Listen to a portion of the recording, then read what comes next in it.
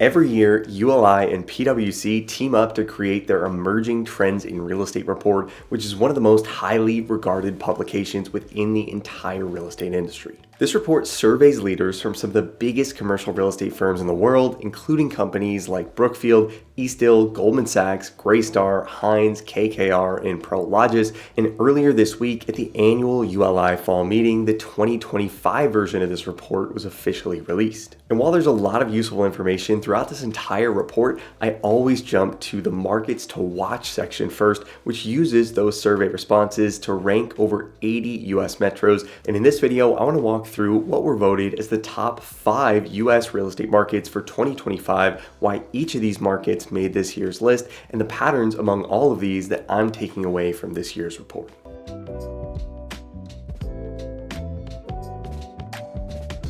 So coming in at number 5 in this year's ranking is a metro that fell 4 spots from the number 1 ranking in the 2024 report, and this is Nashville, Tennessee. Since 2014, employment in Nashville has grown at a 2.9% compound annual growth rate, which is almost 3 times the national average. And with the city attracting over 15 million visitors annually, the tourism business continues to contribute to the growth of this area. According to the NCREIF Property Index, which tracks total unlevered returns for private commercial real estate investments held by institutions, Nashville commercial real estate has generated annualized returns of 9.4% over the last 10 years and has gone from the 44th largest market in the country based on market value to the 29th largest market in the country during this time. The Greater Nashville MSA also saw its population increase at a compound annual growth rate of 1.9% from 2013 to 2023, and even though the cost of housing in Nashville has risen a lot over the last few years,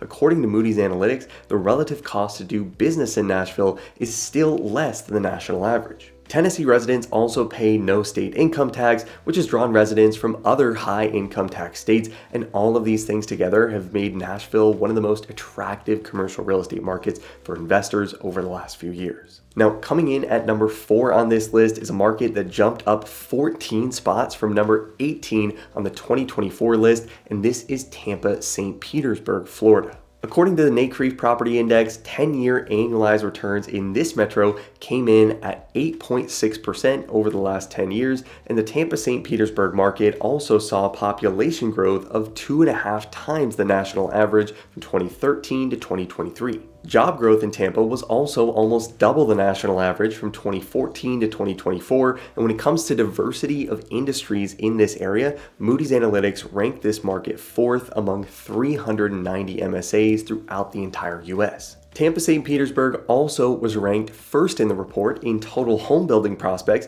with the cost of housing rising by 66% from July of 2020 to July of 2024, but with no state income tax for residents and average daily temperatures in December hitting 75 degrees, investors are still bullish on the growth of this market continuing throughout the near future. Now, coming in at number 3 on this list is a market that's up 8 spots from number 11 in the 2024 report, and this is Houston, Texas. In July of 2023, Houston posted the 2nd largest year-over-year population growth in the country, and according to Moody's Analytics, Houston's population is expected to grow by 1.4% annually over the next 10 years, which is 100 basis points higher than the expected population growth of the entire US as a whole. 26 Fortune 500 companies also operate in the metro, which is the 3rd highest of any MSA in the country, and job growth within the Houston MSA grew by 1.8% from Q3 of 2023 to Q3 of 2024, which was higher than the nationwide growth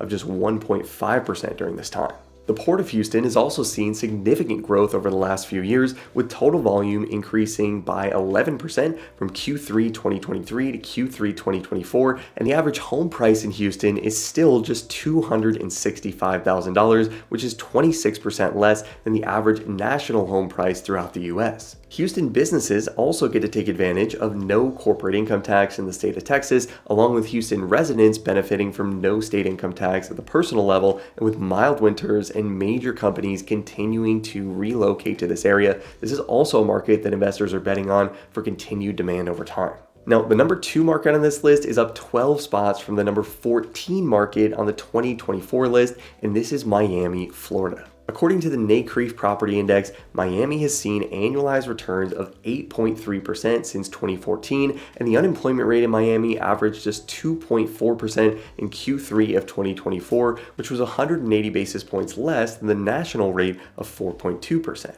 Non-farm job growth in Miami also grew by 2.1% from Q3 2023 to Q3 2024, and big-name companies like Starwood and Citadel have also moved their headquarters to Miami over the last few years. And similar to Tampa, with no state income tax and December lows of 76 degrees in Miami, even with the cost of housing in this city coming in at 62% higher than the national average, this is still a market that investors are extremely bullish on heading into the new year. Now, finally, the number 1 market on this year's list is up 2 spots from the number 3 ranking in the 2024 report, and this is Dallas-Fort Worth, Texas. The DFW Metro saw an 8.6% population increase between 2018 and 2023, and according to the NCREIF Property Index, DFW has seen 8.8% annualized returns for commercial real estate investors over the last 10 years. Total employment in this area has also grown by 11.2% since February of 2020, which was the 4th highest figure among all major metros throughout the US,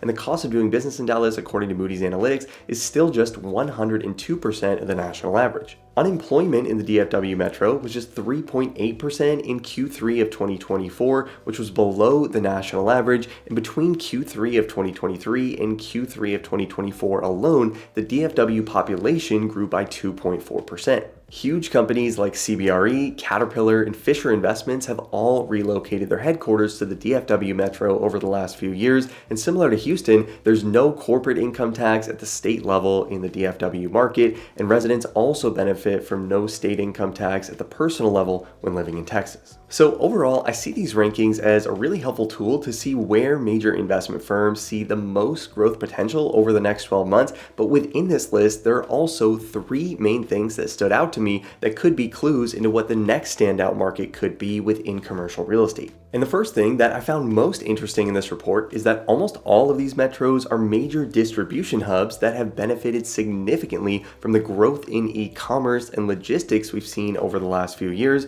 with cities like Houston, Tampa, and Miami all having major ports, and the DFW Metro having one of the most active airports within the entire country. All of these metros have also seen really strong job growth over the last few years, but at the same time, almost all of these offer a much lower cost of living than almost all major gateway markets in the US, including New York, San Francisco, Boston, and Los Angeles, making these great places for career-oriented professionals that want a slower pace of life, along with the opportunities for advancement that you'd expect to see in a major gateway market. It's also pretty hard to ignore that all 5 of these metros have no state income tax and a combined average December high temperature of 65 degrees, which has made these extremely attractive places to live as remote work has taken off over the last few years and people have more flexibility than they ever had before to choose where they want to live. Now, if you have the time to do it, I'd highly recommend reading through this entire report, and I'll add the link to this directly in the description below, but hopefully this is helpful to give you a better sense of how major institutions that place the majority of capital in commercial real estate are looking at different markets today.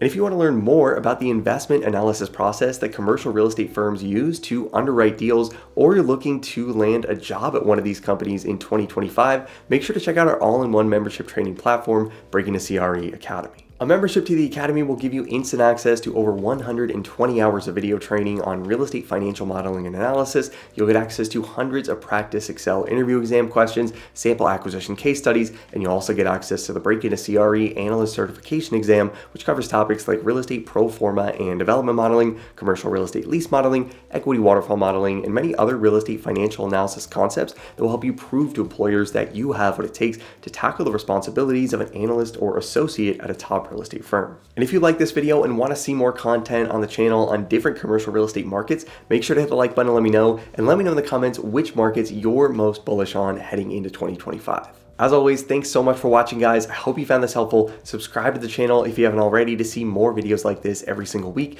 and I'll see you in the next video.